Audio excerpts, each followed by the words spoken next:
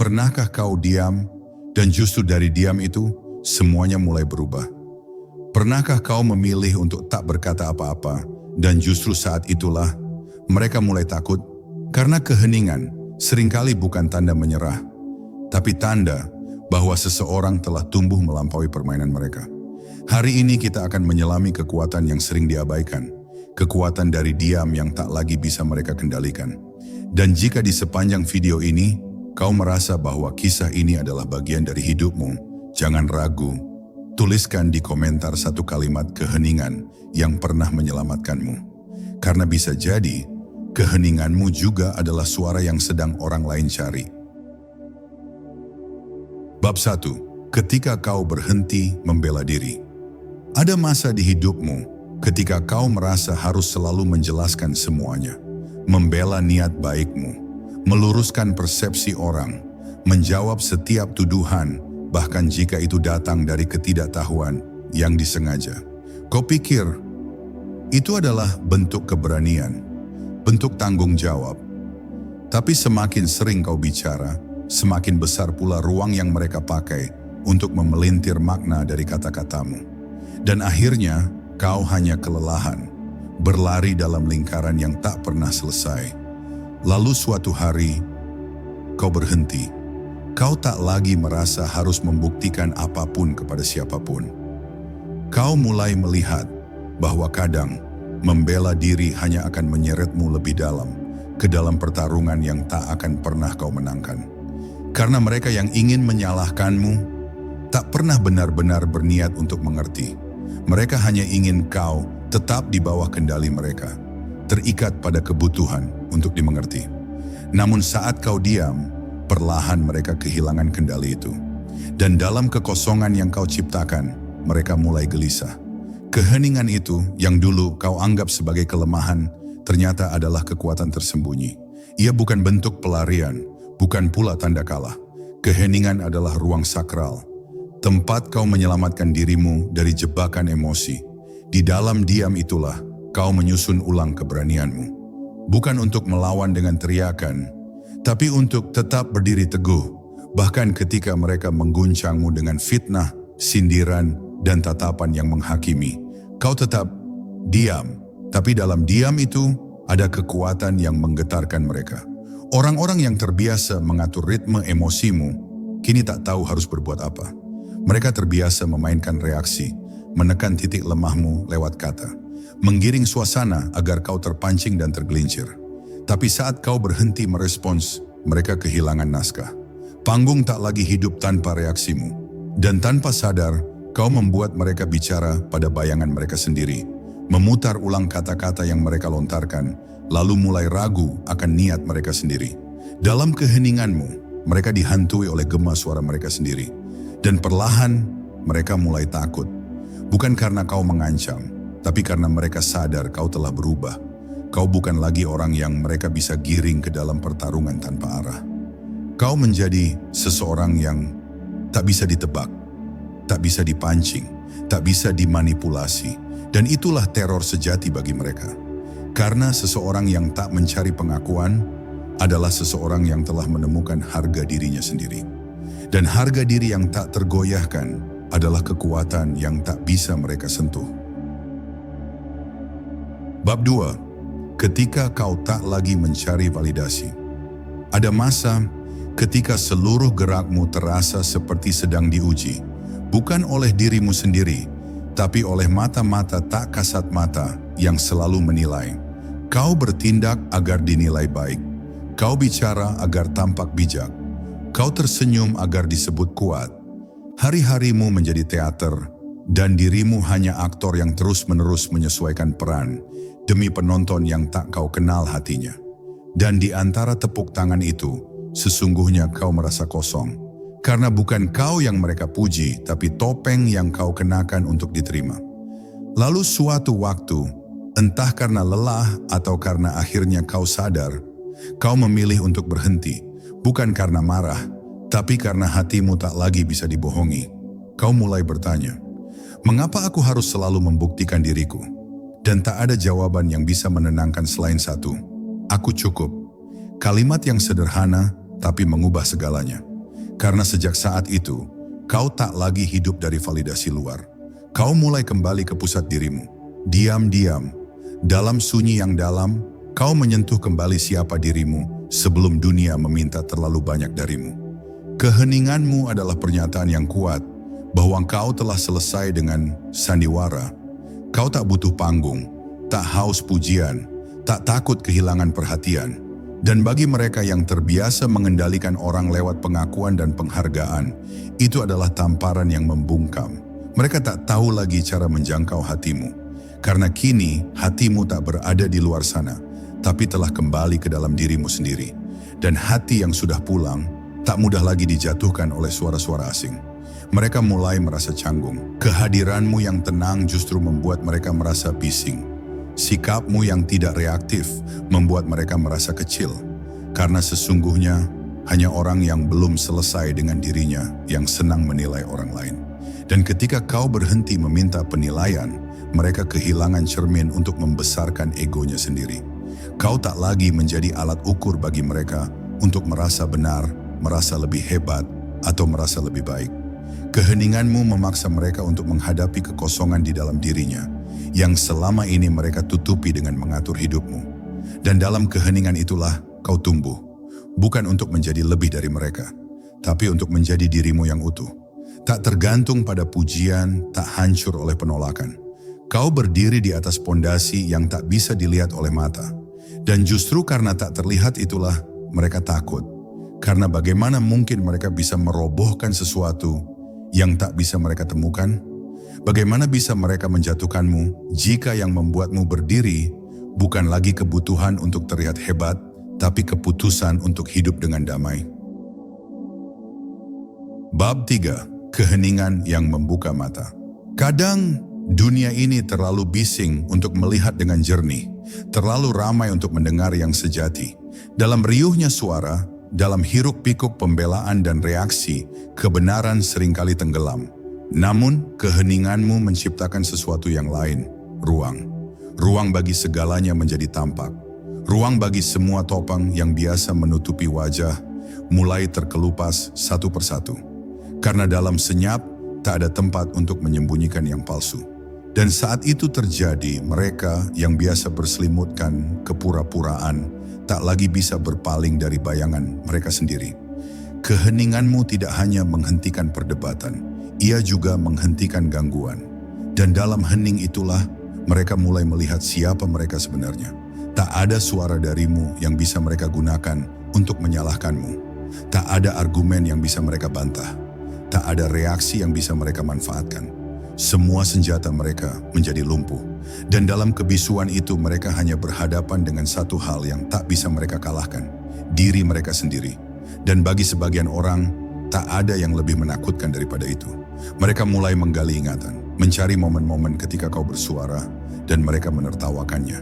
Ketika kau menangis dan mereka menganggapmu lemah. Ketika kau jujur dan mereka membalas dengan sindiran. Semua itu kini berbalik menyentuh hati mereka. Bukan karena kau menyalahkan, tapi karena kau tak mengatakan apa-apa. Diam adalah cermin paling tajam. Dan ketika seseorang menatap dirinya di dalamnya, tanpa bisa berpaling, ia mulai goyah. Mereka tak melihatmu lagi sebagai sosok yang harus mereka hancurkan, tapi sebagai sosok yang justru membuat mereka mempertanyakan siapa sebenarnya yang bersalah. Mereka ingin kau bicara, mereka mendesakmu dengan nada-nada halus, bahkan mungkin dengan tipu muslihat. Mereka ingin kau kembali bersuara, karena hanya dengan suaramu, mereka merasa bisa mengendalikan arah narasi. Tapi kau tetap memilih diam, dan diam itu seperti kabut dingin yang menyelimuti ego mereka, membuatnya perlahan menggigil. Mereka tak lagi tahu apa yang kau pikirkan, tak tahu apakah kau memaafkan, atau justru telah melepas semuanya. Dan justru karena tak tahu, mereka diliputi ketakutan yang tak bisa mereka kendalikan. Keheninganmu telah menjadi cahaya yang menyilaukan bagi mereka yang selama ini terbiasa berjalan dalam bayang-bayang manipulasi. Mereka tak pernah menyangka bahwa dengan tidak melakukan apa-apa, kau justru membuat mereka berhadapan dengan segalanya. Bagi mereka, keheninganmu adalah jeda yang menghancurkan, karena di balik diam itu ada suara hati yang jauh lebih nyaring, suara yang tak bisa dibantah, tak bisa disanggah, dan tak bisa dihentikan. Itu adalah suara dari dalam dirimu. Dan itu jauh lebih kuat dari apapun yang pernah mereka coba kendalikan. Bab 4. Sunyi yang tak lagi bisa mereka kendalikan. Ada jenis keheningan yang menenangkan, tapi ada pula jenis keheningan yang menciptakan kecemasan. Dan kau kini menjadi simbol dari jenis keheningan yang terakhir. Bukan karena kau marah, bukan pula karena kau memusuhi, tapi karena mereka menyadari satu hal. Kau telah melampaui titik di mana mereka bisa mengatur ulang segalanya. Kau telah menjauh dari genggaman mereka, tanpa drama, tanpa perlawanan, tanpa permisi. Kau hanya memilih diam, dan itu cukup untuk mengubah semuanya.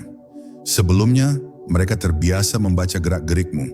Mereka tahu kapan kau akan marah, kapan kau akan menenangkan diri, dan kapan kau akan kembali memohon pengertian. Kau pun dulu memberi isyarat yang bisa ditebak. Tapi kini, tidak ada apa-apa, tidak ada tanggapan, tidak ada permintaan, tidak ada petunjuk arah kemana kau akan pergi. Dan itu membuat mereka kehilangan peta.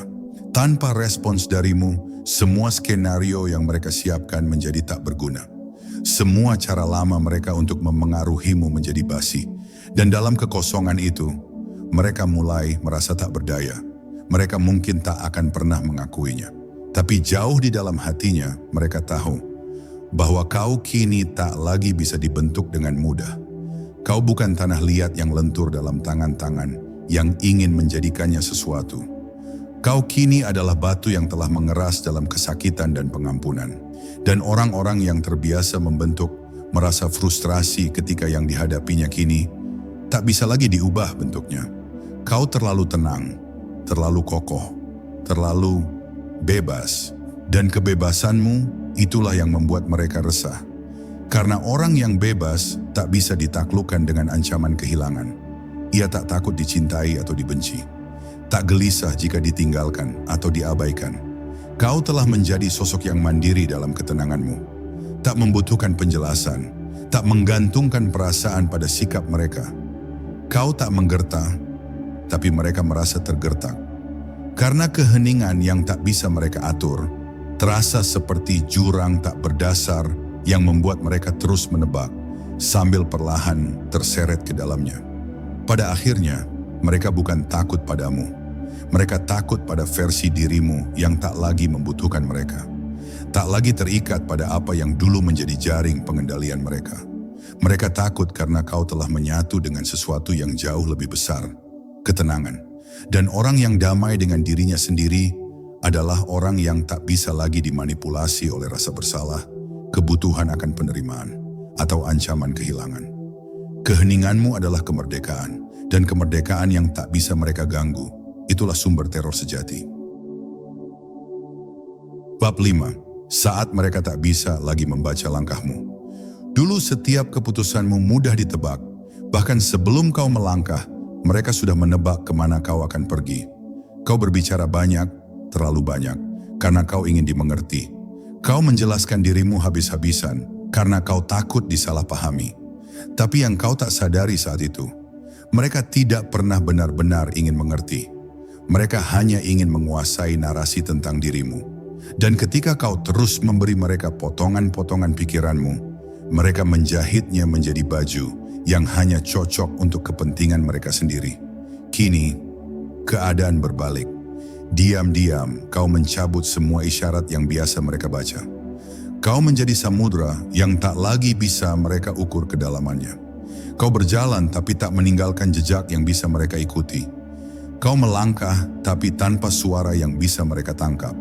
Mereka terbiasa menebak reaksimu, tapi kini, bahkan mereka tak tahu apakah kau sedang menuju mereka, menjauh atau hanya berdiri menatap. Dan dalam kebingungan itu, tumbuh rasa was-was yang tak bisa mereka kendalikan. Keheninganmu menghapus peta yang biasa mereka pakai. Mereka tak tahu lagi kapan harus bersikap lembut atau keras, kapan harus merayu atau menekan. Karena setiap kali mereka mencoba membaca langkahmu, mereka hanya menemukan ruang kosong, sunyi. Dan justru disitulah mereka mulai menyadari bahwa kontrol mereka perlahan hilang. Tanpa bisa membaca niatmu, mereka juga kehilangan kemampuan untuk mempersiapkan pertahanan. Dan ketidaksiapan selalu menjadi pintu masuk bagi rasa takut yang paling dalam. Mereka mulai menciptakan asumsi demi asumsi.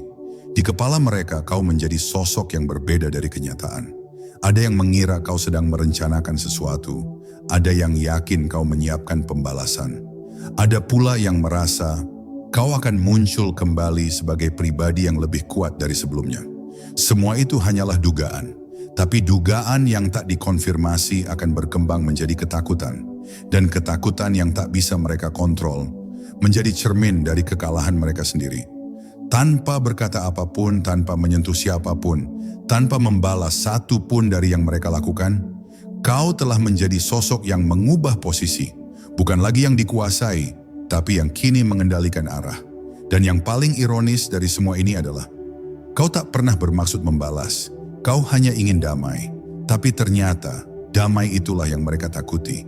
Karena kedamaianmu adalah bukti bahwa kau tak lagi berjalan di bawah bayang-bayang mereka. Kau berjalan di jalurmu sendiri. Dan orang yang punya jalannya sendiri tak akan pernah bisa dikendalikan oleh siapapun.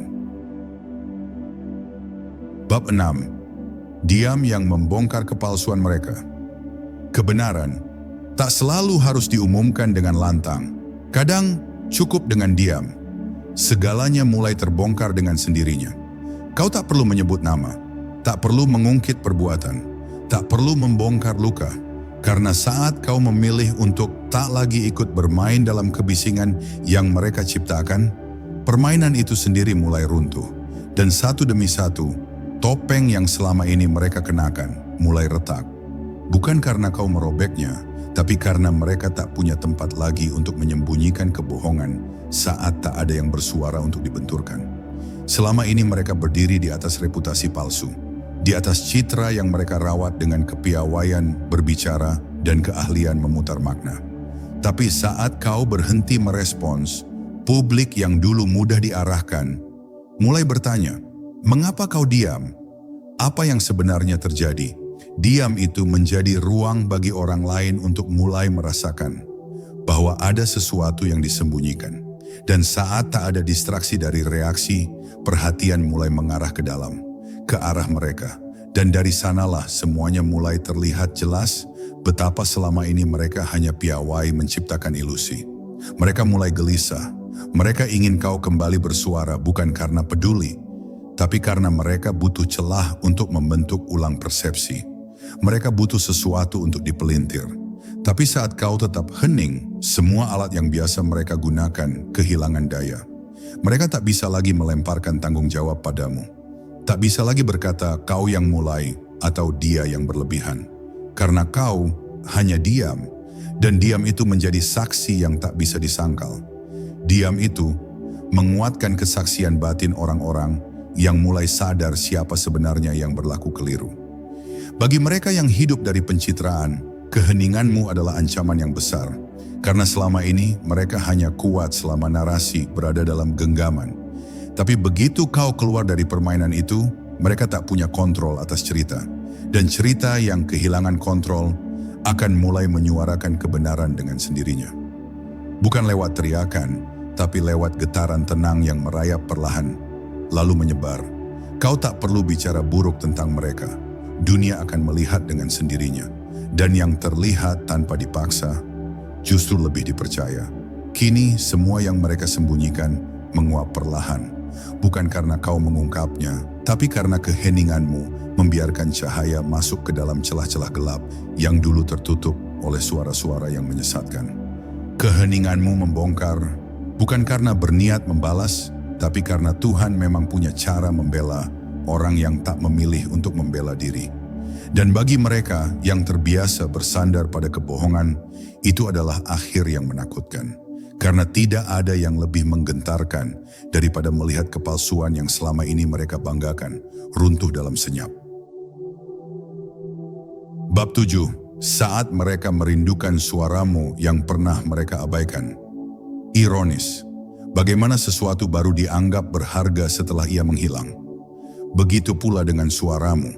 Dahulu saat kau bicara, mereka tak mendengar. Saat kau mengungkapkan perasaanmu, mereka menertawakannya. Saat kau meminta dimengerti, mereka malah menciptakan batas. Tapi kini, ketika kau diam, mereka mulai mencarinya. Mereka merindukan kata-kata yang dulu mereka anggap remeh. Mereka ingin kau kembali bicara, bukan karena ingin memahami, tapi karena tanpa suaramu, hidup mereka terasa sepi, terlalu sepi. Dulu, setiap kali kau menyampaikan isi hatimu, mereka selalu merasa perlu membantah, menyanggah, mengalihkan. Mereka tak pernah hadir untuk benar-benar mendengarkan. Tapi setelah semuanya sunyi, tak ada yang bisa mereka bantah lagi. Tak ada kata yang bisa mereka tekan. Dan justru dalam kekosongan itu, mereka mulai menyadari betapa besar pengaruh kehadiranmu selama ini. Keheninganmu menjadi gema yang tak bisa mereka kendalikan. Dan gema itu menghantam dinding hati yang selama ini mereka tutup rapat. Mereka mulai mengulang kembali semua percakapan lama, mengingat-ingat kalimat yang mereka anggap tidak penting saat itu. Kata-kata sederhana darimu yang ternyata memiliki kedalaman yang tak mereka sadari. Dan kini mereka menyesal, bukan hanya karena kehilanganmu, tapi karena menyia-nyiakan kesempatan untuk benar-benar terhubung. Namun sayangnya, waktu tak bisa diputar ulang. Kau telah menemukan damai dalam diam, dan mereka hanya bisa berdiri di luar, menatap keheninganmu, berharap ada satu celah untuk masuk kembali. Ada rasa sesal yang tak bisa mereka ucapkan, karena diam-diam mereka tahu semua ini adalah konsekuensi dari ketidakpedulian mereka sendiri.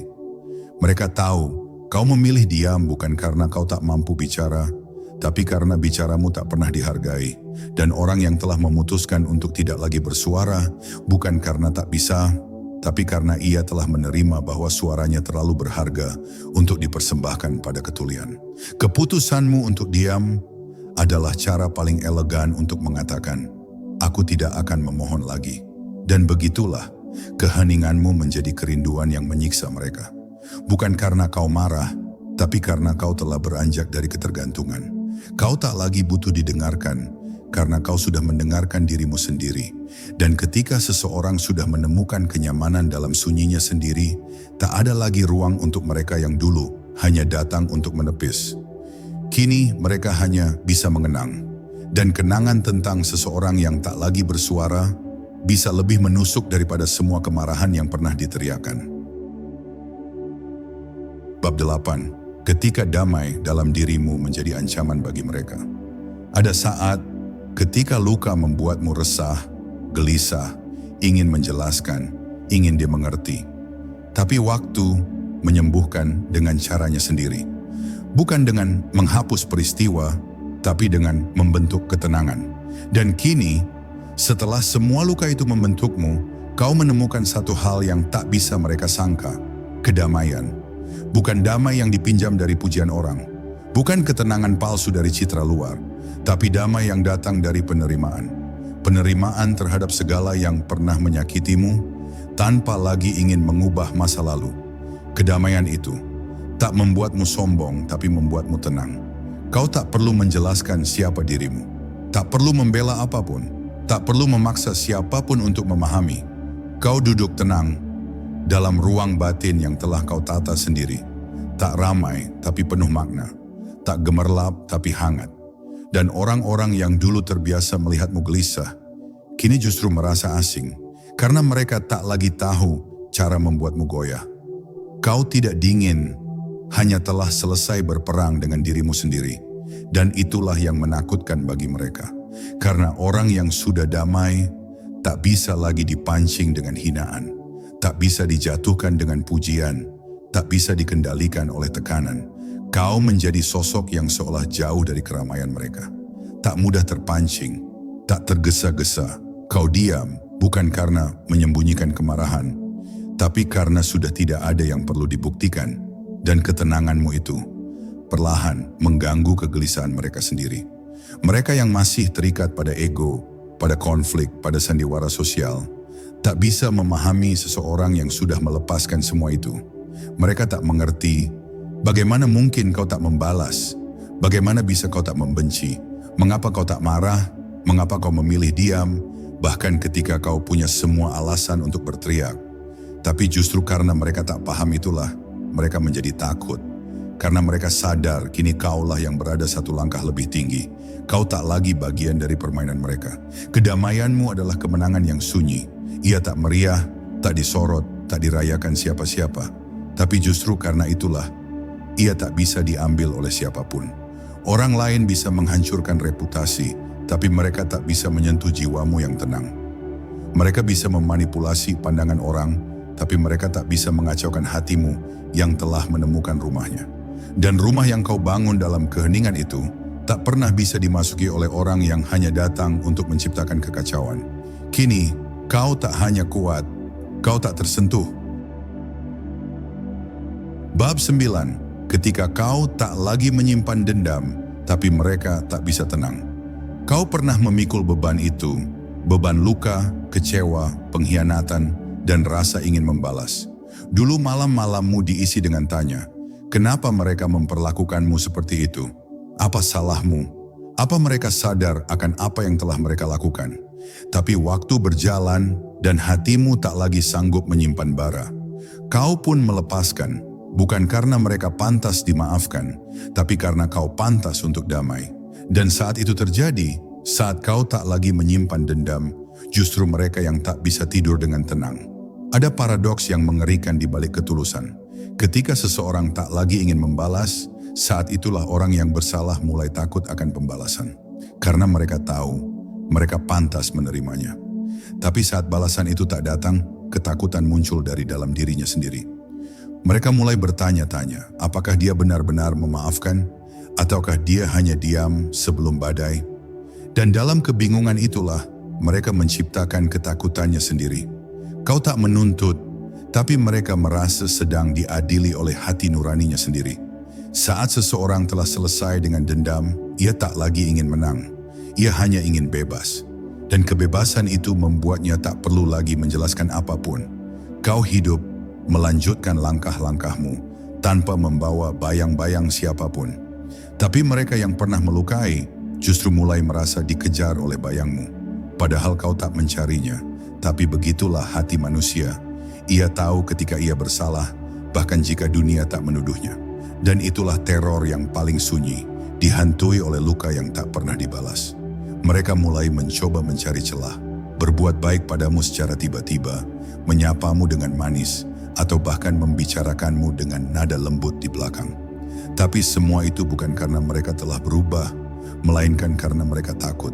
Mereka takut akan sesuatu yang tak bisa mereka kontrol, ketenanganmu. Karena selama ini, mereka terbiasa menjatuhkan orang yang masih bereaksi. Tapi kau tak lagi bereaksi. Dan seseorang yang tak lagi bereaksi adalah seseorang yang tak bisa lagi dipermainkan. Kini kau telah berada jauh dari semua itu. Bukan karena sombong, tapi karena kau telah memilih jalan sunyi yang lebih damai. Kau tak ingin kembali, bukan karena membenci, tapi karena kau mencintai dirimu sendiri terlalu dalam untuk kembali ke medan luka. Dan saat kau memilih berjalan sendiri, mereka hanya bisa memandang dari jauh, dihantui oleh apa yang pernah mereka abaikan. Karena keheninganmu tak hanya membuat mereka gelisah, tapi juga menyadarkan mereka bahwa tak semua orang akan selamanya tinggal untuk dijelaskan. Bab 10. Kau tak lagi sama, dan itu adalah kemenangan terbesarmu. Waktu tak pernah mengulang apa-apa. Ia hanya maju tanpa bisa ditarik atau disesali. Namun di balik pergerakannya yang tak bisa dihentikan, ia membawa sesuatu yang sangat berharga, perubahan. Dan perubahan, itulah yang kini menjelma dalam dirimu. Kau tak lagi sama seperti dulu. Bukan hanya karena kau telah melalui banyak hal, tapi karena kau memilih untuk belajar darinya, bukan tenggelam di dalamnya. Kau memilih menjadi seseorang yang lebih kuat, bukan lebih keras. Lebih bijak, bukan lebih sinis. Lebih tenang, bukan lebih dingin. Orang-orang yang pernah mengenalmu mungkin terkejut melihat siapa dirimu hari ini. Mereka mencari wajah lama yang terbiasa menyenangkan semua orang, yang mudah dibaca dan mudah dijatuhkan. Tapi yang mereka temukan kini adalah seseorang yang telah tumbuh dalam keheningan. Seseorang yang tak lagi menunggu persetujuan, tak lagi butuh pengakuan, dan tak lagi takut kehilangan.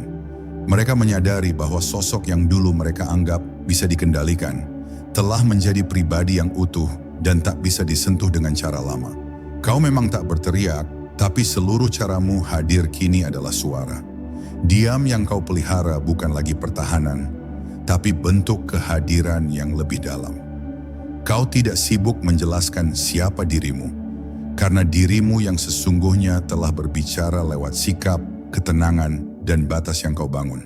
Dan itu adalah bentuk komunikasi tertinggi. Kau tidak hanya menjauh, kau berkembang. Bukan karena ingin membuktikan sesuatu pada mereka, tapi karena kau akhirnya peduli pada dirimu sendiri lebih dari yang lain. Kini, jika mereka kembali mencarimu, mereka tak akan menemukanmu di tempat yang sama. Kau sudah melangkah terlalu jauh, dan bukan berarti kau membenci mereka.